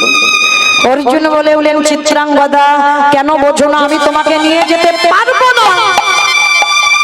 কেন কেন তুমি আমাকে নিয়ে যেতে পারবে না? আমার অন্যায়টা কি, আমার অপরাধটা কি? অগ্নি সাক্ষী করে তো আমার বাবা তোমাকে সঙ্গে বিয়ে দিয়েছে, আর তুমি আমাকে নিয়ে যাবে না কেন? অর্জুন বললেন, তোমাকে নিয়ে যাব না তার একটাই কারণ, তুমি হলেন ছোট জাতের মেয়ে। চিত্রাঙ্গদা বলে উঠলেন, বাহ বাহ স্বামী, বাহ বাহ। 2 বছর যেই কেটে গেল আমি তোমার কাছে ছোট জাত হয়ে গেলাম। ছি ছি ছি ছি, এত নোংরা মন তোমার আমার জানা ছিল না। আমি যদি কোনোদিন জানতাম তোমার এমনই মন, আমি কোনোদিন তোমাকে বিয়ে করতাম না। বেশ, তুমি যে মুখে আমাকে বলেছো আমি ছোট জাতের মেয়ে, যাও, চির জন্মের মতো আমি তোমাকে বিদায় দিলাম। আর এই জীবনে প্রাণ থাকতে কোনোদিন স্ত্রীর অধিকার নিয়ে তোমার কাছে যাব না। ফিরে যাও, আর কোনোদিন ভুল করে তুমি আমার কাছে আসবে না। যাও, সকাল হলে তুমি এখান থেকে চলে যাবে। তৃতীয় পাণ্ডব অর্জুন সকাল হতে চিরজন্মের মতো চিত্রাঙ্গদাকে মণিপুরে রেখে চলে গেল। চিত্রাঙ্গদা মনে মনে করলো, এই মুখ আমি কাকে দেখাবো? আমার দাস দাসীরা সবাই আমাকে দেখে বলবে আমি এমনই কলঙ্কিনী দ্বিচারিণী, আমার স্বামীকে ধরে রাখতে পারলাম না। এর থেকে যদি আমার মৃত্যু হয়ে যায় তাতে অসুবিধা নাই। চিত্রাঙ্গদা প্রাণ ত্যাগ করবে বলে ছুটতে ছুটতে সবে নদীর জলে ঝাঁপ দিতে যাবে। পিছন থেকে কে যেন এসে চিত্রাঙ্গদার হাতটা ধরেছে। দাঁড়াও, তুমি অন্যায় করেছো, তোমার স্বামী অন্যায় করেছে, তোমার গর্ভের সন্তান তো কোনো অন্যায় করেনি। স্বামী চলে যাবে তবে জানতে পারলো সে মা হবে। স্বামী থাকাকালীন জানতে পারলো না, আর অর্জুন তো শুনেই গেল না। আরো চিন্তায় পড়ে গেল চিত্রাঙ্গদা। দয়াময়, এই সন্তানের পিতৃ পরিচয় আমি দিতে পারবো না। আবার আমি যদি গঙ্গায় ঝাঁপ দিই, আমি অপরাধ করেছি, ওর বাবা অপরাধ করেছে, ও তো অপরাধ করেনি, তাহলে ওকে মারবার ক্ষমতা আমার নাই। ফিরে গেল চিত্রাঙ্গদা বাড়ি। যখনই চিত্রাঙ্গদার বাবা জানতে পারলো এই কথা, সঙ্গে সঙ্গে প্রাণ ত্যাগ করে দিল। চিত্রাঙ্গদা একাকী হয়ে গেল, আর তাতে মণিপুর রাজ্যে সবাই বলে উঠল চিত্রাঙ্গদা দ্বিচারিণী, চিত্রাঙ্গদা কলঙ্কিনী, চিত্রাঙ্গদা অসতী। প্রতিদিন ওই ভগবানের কাছে কাঁদে আর বলে, দয়া কেউ জানুক না জানুক, তুমি তো জানো আমি দ্বিচারিণী নই, আমি কলঙ্কিনী নই। দয়া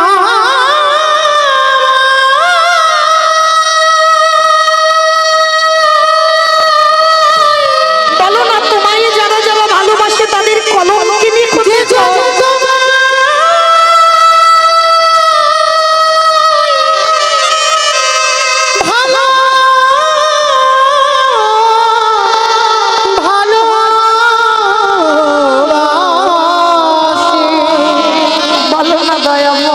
তারিয়ে মিলি কোটিয়ে কাঁদিতে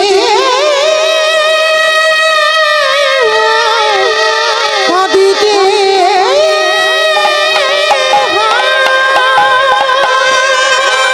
ভগবানের চরণে বসে বসে কাঁদছে, আর যখনই বসে বসে কাঁদলো, দেখতে দেখতে 10 মাস 10 দিন পর চিত্রাঙ্গদার কোল আলো করে একটা ফুটফুটে পুত্র সন্তান এলো। সূর্যের মতো তেজ তার, সূর্যের মতো জ্যোতি তার। ওই চিত্রাঙ্গদা হলোই তার বাবা, চিত্রাঙ্গদা হলোই তার মা। আদর করে ছেলেটার নাম রেখেছিল বব্রবাহ। ছেলেটার নাম রাখলো বব্রবাহ। দিন গেল, মাস গেল, দেখতে দেখতে ছেলেটা বড় হলো, অন্যান্য বন্ধুদের সঙ্গে খেলা করে, সবার বাবার নাম বলতে পারে। আর এই যে বব্রবাহনকে যখন জিজ্ঞাসা করে তোর বাবাকে, বলতে পারে না। একদিন ছুটতে ছুটতে মার কাছে এসেছে, মা মা মা, যেই না বলেছে মা, ও মা একটা কথা বলবো। বব্রবাহনের 5 বছর বয়স। কি কথা রে বাবা?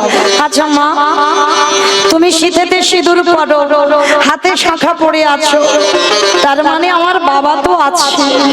ও মামা, কে আমার বাবা? আমার বন্ধুরা সবাই বাবার নাম বলতে পারে, আমি তো আমার বাবার নাম বলতে পারি না। এই তোর বাবার নাম শুনবি? তোর বাবা কে দেখবি? চল। বব্রবাহনের হাতটা নিয়ে গেল টানতে টানতে ভগবানের চরণে। এই দেখ, ওই যে কালো শশী দাঁড়িয়ে আছে, ওকে জিজ্ঞাসা কর। ও যদি কোনোদিন তোর বাবার পরিচয় দেয়, তবে তুই সেই দিন বাবার পরিচয় পাবি। আর যদি আজকের পর থেকে কোনোদিন জানতে চাস যে তোর বাবাকে, সেই দিন তোর মায়ের মৃত্যু মুখ দর্শন করবি। চিত্রাঙ্গদার কথা শুনে বব্রবাহন কোমরটা জড়িয়ে ধরে বলল, মা আমি কথা দিলাম, বাবার কথা বললে তুমি যখন কষ্ট পাও, আমি কথা দিচ্ছি জীবনে কোনোদিন আমি আমার বাবার কথা জানতে চাইবো না। এই দেহে প্রাণ থাকতে আমি জানতে চাইবো না আমার বাবা। দেখতে দেখতে সেই বব্রবাহনের বয়স হলো আজকে 20টা বছর। 20 বছরের ছেলে একদিনের জন্য জানতে চায় না তার বাবাকে, কিন্তু 20 বছরের ছেলেটা জানে আমার বাবা বেঁচে আছে। কারণ মায়ের শীতের সিঁদুর আছে, হাতে শাখা আছে, রাতের অন্ধকারে মা নিজে মালা গাঁথে, সেই মালা সকালবেলা গঙ্গার জলে ভাসায়। কারণ বব্রবাহন বড় 20 বছরের ছেলে, মানে প্রাপ্ত যৌবন বয়সের ছেলে, সে ভালো করে জানে তার বাবা জীবিত। কিন্তু বাবা আজকে সেই অশ্বমেধ যজ্ঞের ঘোড়াটা 20 বছরের ছেলে বব্রবাহন ধরে বাবা যেখান থেকে গিয়েছিলাম আবার সেখানে এলাম। কৃষ্ণ অর্জুন ঘোড়াটা ছাড়াতে এসেছে মণিপুর রাজ্যে। এইবার বব্রবাহন ঘোড়াটা নিয়ে মার কাছে গেছে। অমা মা গো, 20 বছর পরের কথা বলছি। ওমা মা, কি সুন্দর একটা ঘোড়া ধরেছি, দেখো কি সুন্দর সাজানো, মনে হচ্ছে কোন যজ্ঞের ঘোড়া। ওমা ওই দেখো ঘোড়ার গায়ে কি লেখা আছে জানো? প্রথমে লেখা আছে 1 নম্বর দিয়ে যুধিষ্ঠির, বলে বাবা ও তো হস্তিনাপুরের রাজা, নামটা শুনেছি। বলে জানো মা, তারপরে লেখা আছে মধ্যম পাণ্ডব ভি। তা মা বলছে বাবা হয়তো ওর ভাইটাই কেউ হবে, ওই জন্য নামটা লেখা।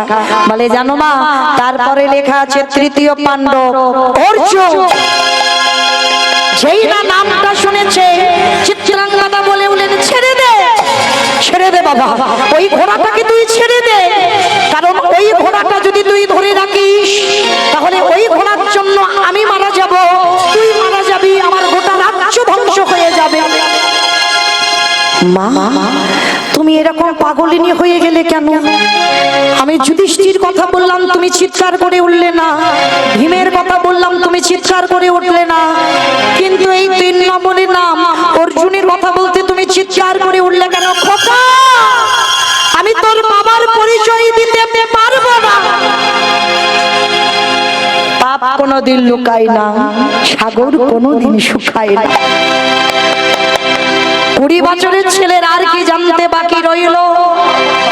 মা আমি তো তোমার এই 20টা বছর ধরে আমি তো বাবার কথা জানতে চাই না, তাহলে হঠাৎ যুধিষ্ঠির কথা বললাম আমার বাবার প্রশ্ন এলো না, ভীমের কথা বললাম বাবার প্রশ্ন এলো না, তাহলে অর্জুনের কথা বলতে তুমি আমার বাবাকে টেনে আনলে কেন? আমি তো আমার বাবার প্রশ্নই তুলিনি এখানে, কিসের জন্য তুমি অর্জুনের সঙ্গে আমার বাবাকে টেনে এনেছো? তাহলে কি অর্জুনের সঙ্গে আমার বাবার কোনো সম্পর্ক আছে না? না বাবা না, আমি তোকে কথাটা বলতে পারবো না, হাজার বার জানতে চাইলে আমি তোকে বলতে পারবো না। মা বাহ বাহ মা বাহ, জগতে তুমি সতী নারী হয়ে থাকবে, আর এই সমাজে তুমি আমাকে যারও সন্তান করে তুলেছো। আমার পিতৃ পরিচয় নেই, আমি 20টা বছরের ছেলে, সবাই আমায় প্রশ্ন করে, আমার বাবাকে আমি বলতে পারি না, সমাজ আমাকে জারক সন্তান বলে, তবু কোনোদিন আমি তোমাকে প্রশ্ন করি না, কারণ তুমি বলেছো বাবার কথা বললে আমি নাকি তোমার মরা মুখ দেখবো। কোনোদিন আমি জানতে চাই না, কারণ আমি জানি তুমি আমার বাবা, তুমি আমার মা, তুমি আমার আজকের এত বড় করেছো, কিন্তু আজকের আমি তোমায় ছাড়বো না। অর্জুনের সঙ্গে আমার বাবার কি সম্পর্ক তোমার বলতে হবে। আজ আমি বড় হয়েছি মা, আর আমি সেই ছোট ছেলে নেই। চিত্রাঙ্গদা বব্র বাহনকে বুকে জড়িয়ে ধরল, খোকা তুই যে প্রশ্নটা আমাকে করলি আজ আমি সব বলবো তোকে। যে কথাটা আজকের 20 বছর আমি তোকে বলতে পারিনি, সেই কথাটা আজ আমি তোকে বলবো। শোন বাবা, এই তৃতীয় পাণ্ডব অর্জুন কেউ নয়, অন্য কেউ নয়, এই তৃতীয় পাণ্ডব অর্জুন হলো তোর পিতা। বব্রবাহন বলে উঠলেন মা, এতদিন আমি ভেবেছিলাম আমি বুঝি কোনো ভীরু কাপুরুষের সন্তান, আমি ভেবেছিলাম আমি কোনো সাধারণ ঘরের সন্তান, কিন্তু মা আজকে আমি জেনে গেলাম আমার বাবা যদি বীর হয় আমি তারই সন্তান, মহাবীর বব্রবাহন। আমার বাবার মতো আমার সূর্যের তেজ রয়েছে। আমি কথা দিলাম মা, তোমার এই বব্রবাহন কথা দিল আমার বাবাকে তোমার কাছে এনে হাজির করব করব করব। খোকা তুই পারবি তোর বাবাকে আনতে? পারবো মা, তুমি শুধু আমায় আশীর্বাদ করো। আর ওদিকে বাবা অর্জুন আর কৃষ্ণ দয়াময় এসে গেছে ঘোড়াটাকে ছাড়াবার জন্য। খবর পেয়ে গেল বব্রবাহন কৃষ্ণ এসেছে আর তার পিতা এসেছে ঘোড়াটা নিয়ে যাবার জন্য। চিত্রাঙ্গদা বলল বাবা কথা দি তোর বাবাকে একবারের জন্য আমার কাছে আনবি। আর শোন, তোর বাবা তো তোকে চিনতে পারবে না, একটা কাজ কর, সেই যে 20 বছর আগে যে মালাটা পরিয়েছিল সেই শুকনো মালাটা রেখে দিয়েছিল, চিত্রাঙ্গদা মালাটা নিয়ে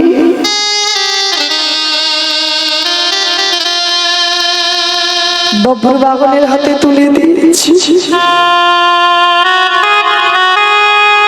যা বাবা, আর বলবি এই মণিপুর রাজ্যে 20 বছর আগে আমাকে বিয়ে করেছিল, আমার নাম বলবি, ঠিক চিনতে পারবে। আর সবশেষে চিনতে না পারলে তুই এই মালাটা দেখাবি, দেখবি চিনতে পারবে।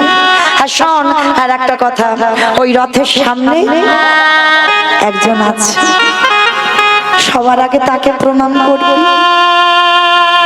তারপরে পিছনে আছে তোর বাবা, তাকে প্রণাম করবি।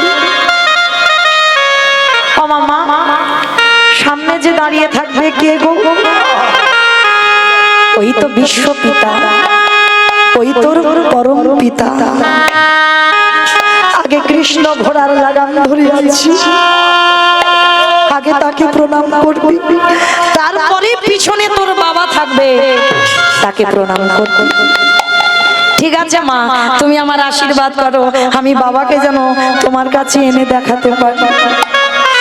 এইবার যেই না শঙ্খধ্বনি হচ্ছে, বব্রু বাহনের কাছে ঘোড়াটা ছাড়াতে এসেছে, বব্রু বাহন গিয়ে শশাঙ্গে কৃষ্ণ চরণে দণ্ডবাদ প্রণাম। ভগবান আশীর্বাদ করলো। পিছনে গিয়ে যেই না তৃতীয় পাণ্ডব অর্জুনের চরণে দণ্ডবাদ প্রণাম, আর প্রণাম করে ডাক দিল বাবা। কে? তুই আমার বাবা বলে ডাকছিস কেন? আমি তোর বাবা হব কেন? আমি তোর বাবা নই। সখা কৃষ্ণ, এর কি মাথায় গন্ডগোল হয়েছে? ও আমাকে বাবা বলে ডাকছে, আমি ওর বাবা হব কেন? ভগবান মনে মনে ভাবছে, এখনো চিনতে পারছে না। চেনাবার মালিক তোমার বাঁকা করে, বাঁকা হাতে কালো শশী। সবাই তো মায়াতে জড়িয়ে আছি, কার জন্য? ওই বেটার জন্য। মায়ার দড়িটা তো টেনে বেঁধে রেখেছে, ওই জন্য সংসার ছেড়ে যেতে পারছি না কৃষ্ণ ভজনের পথে। আর যাদের যাদের মায়ার দড়িটা খুলে দিয়েছে, লালা বাবু সংসার ত্যাগ করে চলে গেছে, রঘুনাথ দাস সংসার ত্যাগ করে চলে গেছে, নরোত্তম দাস ঠাকুর সংসার ত্যাগ করে চলে গেছে, জয়দেব গোস্বামী সংসার ত্যাগ করে চলে গেছে। ভুরি ভুরি প্রণাম। বিল্লা মঙ্গল, যে একটা পতিতার প্রেমে মগ্ন, সে যেদিন মায়ার দড়ি খুলে দিল, সেদিন সংসার ত্যাগ করে চলে গেল। আর ওই বেটা তো সর্বঘাটের কাঁঠালি কলা, মায়ার দড়িতে আমাদের বেঁধে রেখেছে, তাই তো কৃষ্ণ ভজনের অধিকার পাচ্ছি না। আর যেদিন ওই ছেলেটা মায়ার দড়ি কেটে দেবে, সেদিন সবাই নিতাই গৌর প্রেমানন্দে।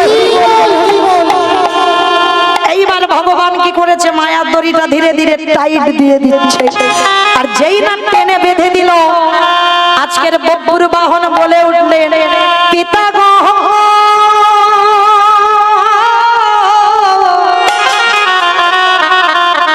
তুমি মনে করে দেখো 20 বছর আগেকার কথা। তুমি বনবাসী আশাকালে আমার মা চিত্রাঙ্গদাকে তুমি বিয়ে করেছিলে। 2 বছর আমার মাকে রেখে দিয়ে 2 বছর পরে তুমি হস্তিনাপুরে ফিরে গেলে।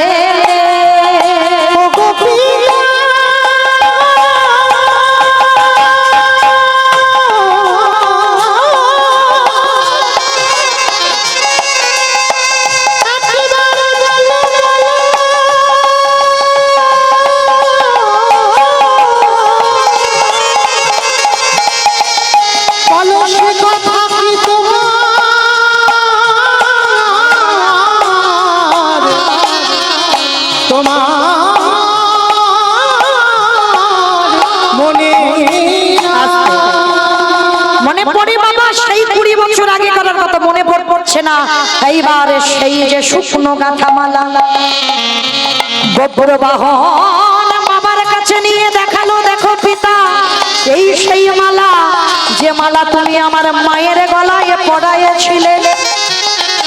আর ওদিকে ভগবান মায়ার দড়িটা ভালো করে টাইট করে দিয়েছে। আর যেই না টেনে বেঁধে দিল, ভগবান যেই না বেঁধে দেওয়া, ওদিকে অর্জুনের মনে পড়ে, সত্যি তো আমি 20 বছর আগে চিত্রাঙ্গদাকে বিয়ে করেছিলাম, সবটাই মনে পড়ে যাচ্ছে। তাই তো, তবে কি আমি 2 বছর পরে ফেলে চলে গিয়েছিলাম আমার ভালোবাসার ফসল এই বব্রু বাহন? আমি তো বুঝতে পারছি না। আর যেই না মালাটা চিনতে পেরেছে, সঙ্গে সঙ্গে অর্জুন ওই বব্রু বাহনকে খোকা রে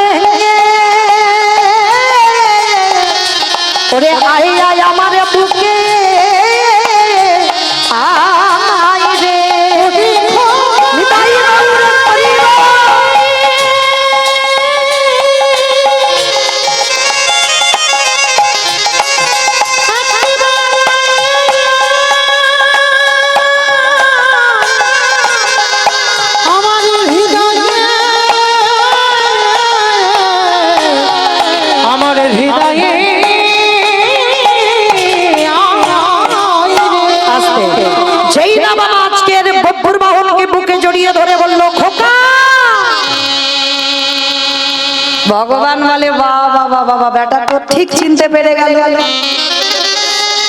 এদিকে আমার গঙ্গার অভিশাপটা কি করে এবার ফলবে? ভগবান এবার মায়ার দড়িটা ধীরে ধীরে খুলছে। এরকম বদমাস দেখেছো? সর্বঘাটে বেটা আছে, ও সবার, ও কারোর একার নয়। এক্ষুনি গিরোটা বেঁধে দিল, আর এক্ষুনি আস্তে আস্তে খুলছে। আর যেই না মায়ার দড়ি খুলে দেয়, আর যেই না খুলে দিয়েছে, সঙ্গে সঙ্গে বাবা মায়াটা কেটে গেছে, সব ভুলে গেছে। আর যেই না ভুলে গেছে বাবা, যেদিন আমার কৃষ্ণ জগৎকে সব ভোলাবে তবে ভুলবে। এইবারে যেই না অর্জুনে ভুলে গেল, বজ্রবাহনকে ঠেলে দিয়েছে, চলে যা, আমি তোর মায়াতে পড়ে কিছুক্ষণের জন্য ভুলে গিয়েছিলাম তুই আমার ছেলে। এই তোর মা হলো একটা দিশারিণী, তোর মা হলো একটা কুলটা, তোর মা হলো অসতী। বজ্রবাহন বলে বলেন, অর্জুন তুমি যদি আমার পিতা না হতে, এই মুহূর্তে আমি অস্ত্র দিয়ে তোমার মস্তক ছেদন করে দিতাম। তবে যে মুখে তুমি আমার মাকে কটু কথা বলেছ, আমি দাদিকে প্রতিজ্ঞা করিলাম তুমি যদি আমার পিতা না হতে এখনই মস্তক ছেদন করতাম। তাই আমি তোমাকে বলে গেলাম, কাল সকালবেলা আমি যুদ্ধের আহ্বান জানিয়ে গেলাম, আমার সঙ্গে যুদ্ধ করে জয়ী তুমি জয়ী হও, তবে তুমি তোমার ঘোড়াটা নিয়ে হস্তিনাপুরে ফিরতে পারবে। ওগো পিতা,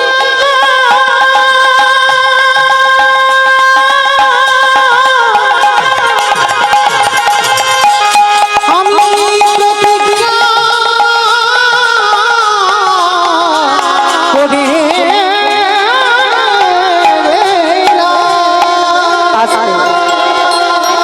সজোরে বজ্রবাহনের পিঠে অর্জুন লাথি মেরেছে। দূর হয়ে যা অপদার্থ, কার কোন ঘরের সন্তান আজ আমাকে এসে বাবা বলে ডাকছিস? আবার বড় বড় কথা। কাল সকালবেলা যুদ্ধ হবে তোর সঙ্গে আমার, দেখা যাক ওই যুদ্ধে কে জয়ী হয়। ওই যে বললাম ঘটবার ঘটাবার মালিক তো একজন, বিশ্বের শ্রেষ্ঠ মালিক কৃষ্ণ দয়াময়। মায়ার দড়ি খুলে দিল, শত্রুতা হয়ে গেল। এইবার বজ্রবাহন কাঁদতে কাঁদতে মায়ের কাছে গেল। আর মা যেই না দেখেছে, দেখে না ছেলের পিঠে একটা লাঠির চিহ্ন। মা বলছে, হ্যাঁ রে খোকা, কে তোকে লাঠি মেরেছে? বজ্রবাহন বলে উঠলেন, মা গো, সবার বাবারা হাত দিয়ে আশীর্বাদ করে, 20 বছর পরে আমার বাবা আমায় পা দিয়ে আশীর্বাদ করেছে। কি হয়েছে তো শোনো মা, ও যদি আমার বাবা না হতো, যে ভাষায় তোমার নামে কথা বলেছে, আমি ওই মুহূর্তে ওখানেই ওকে বধ করে দিতাম। কিন্তু দিইনি, কেন জানো? শুধু তোমার কাছ থেকে আশীর্বাদটা নিয়ে যাবো বলে। শোনো মা, কাল সকালবেলা অর্জুনের সঙ্গে আমার যুদ্ধ, তুমি আমার মাথায় হাত দিয়ে একবার আশীর্বাদ দিয়ে দাও, আমি যেন সকালবেলা অর্জুনের সঙ্গে যুদ্ধে গিয়ে জয়ী হতে পারি। না না বাবা, তুই যুদ্ধ করিস না। হ্যাঁ গো মা, কোন দিকে যাবে? ছেলেকে আশীর্বাদ করলে ছেলে জয়ী হবে, শীতের সিঁদুর হাতের শাঁখা ভাঙবে। আর ওদিকে যদি স্বামীর পক্ষে ধরে ফেলে, তাহলে এদিকে সন্তান মারা যাবে। মা কোন দিকে যাবে? মা কিছুতেই বজ্রবাহনকে আশীর্বাদ দিতে পারছে। বজ্রবাহন কেঁদে বলে বলেন, মা আমি জানি তুমি আমায় আশীর্বাদ দেবে না, কারণ আমার আশীর্বাদ দিলে তোমার তো শীতের সিঁদুর হাতের শাখা ভেঙে যাবে। তাহলে তুমি কি করে আমায় আশীর্বাদ দিতে পারো? বেশ মা, আমার আশীর্বাদ দিতে হবে না, তবে যে ভাষায় তোমায় কথা বলেছি, ওইটা শোনার আগে যদি আমার মৃত্যু হয়ে যেত, আমার এত কষ্ট হতো না। আমি আসি মা, সকাল হলে আমি যুদ্ধে যাব। ছেলেটাকে বুকে জড়িয়ে ধরলো চিত্রাঙ্গদা মা। খোকা রে, 20 বছর যে আমার কাছে ছিল না, তার স্মৃতিটুকু নিয়ে আমি বেঁচে ছিলাম। আর নয় জীবনের যে কটা দিন থাকবো, তার স্মৃতিটুকু নিয়েই আমি থাকবো। আই বাবা। চিত্রাঙ্গদা বব্রু বাহনের মাথায় হাত দিয়ে বলল, যা বাবা, তুই যুদ্ধক্ষেত্রে জয়ী হয়ে আসবি। এই মা ডাকটা খুব ছোট ডাক, খুব ছোট ডাক। মা নামে সুধা ঝরে, মা নামে সুধা ঝরে। মা বড় সুধার সমান, ডাকিলে জোড়াই আইসে পড়া। প্রত্যেকের ভালোবাসায় বাবা কিছু চাওয়া পাওয়া আছে, কিন্তু আমার মায়ের ভালোবাসা, আমার মার ভালোবাসায় কোনো চাওয়া পাওয়া। আর এই পৃথিবীতে যার মা চলে যাবে না, তার চারদিকটা অন্ধকার নেমে আসে। আজকের বব্বুর বাহনকে আশীর্বাদ দিল, যা বাবা তুই জয়ী হয়ে আসবি। মা, তুমি আমায় আশীর্বাদ দিলে। হ্যাঁ বাবা দিলাম। এতদিন আমি একা তোকে নিয়েই কাটিয়ে দিলাম, আর জীবনের শেষ কটা দিন নয়, তোকে নিয়েই কাটাবো। আমি তোর পক্ষে নিলাম, যা বাবা তুই জয়ী হয়ে আসবি। সকাল হলো, যুদ্ধের শঙ্খধ্বনি বেজে গেল। আর যখনই যুদ্ধের শঙ্খধ্বনি বেজে গেল, অর্জুন আর বব্বুর বাহনের যুদ্ধ শুরু হলো। আর এত প্রবল যুদ্ধ শুরু হলো বাবা, একটা বাণ নিক্ষেপ করছে, সর্বমত্ত পাতাল সব অন্ধকার হয়ে যাচ্ছে। বব্বুর বাহন এত বড় বীর ছিল। অর্জুন সেই বাণটাকে যখন ছাড়ছে, ভগবান মনে মনে ভাবছে, অর্জুনের পাশে যদি আমি শক্তি হয়ে দাঁড়াই, তাহলে বব্বুর বাহন ধুলোই মিশে যাবে। কিন্তু আমি তো অর্জুনের পাশে আজকে দাঁড়াবো না, কারণ আমার মেয়ে গঙ্গা অভিশাপ দিয়েছে, অর্জুনের ছেলের হাতে অর্জুনের মৃত্যু হবে।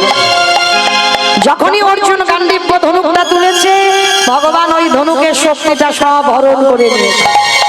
আর যেই না হরণ করে নিয়েছে, যেই না বাণটা নিক্ষেপ করেছে, বাণ ছুটে গেল, ওই বব্বুর বাহন বাণ নিক্ষেপ করলো, ওই অর্জুনের বাণ ছেদন করে একেবারে বব্বুর বাহনের বাণটা গিয়ে অর্জুনের মস্তকটা ছেদন করে দিয়েছে। রথ থেকে অর্জুনের কাটা মুন্ডুটা ধুলাই পড়ে গেল।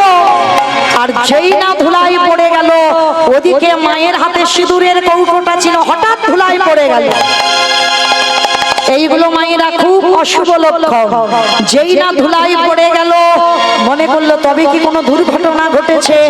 চিত্রাঙ্গদা ছুটতে ছুটতে রণক্ষেত্রে গেল, আর গিয়ে দেখছে বব্বু বাহনের হাতে অস্ত্র, আর অর্জুনের কাটা মুন্ডু ধুলাই পড়ে আছে। চিত্রাঙ্গদা গিয়ে বললেন, তবে রে, তুই যদি পিতৃ হত্যা বব্বুর বাহন হোস, আমি মা হয়ে তোর মতো সন্তানের মস্তক ছেদন করবো। অস্ত্রটা হাতে তুলে নিয়ে সবে বব্বুর বাহনের মস্তকটাকে মা সবে কাটতে যাবে, পিছন থেকে আমার বিশ্বের স্রষ্টা মালিক ভগবান হাতটাকে ধরেছে চিত্রাঙ্গদা।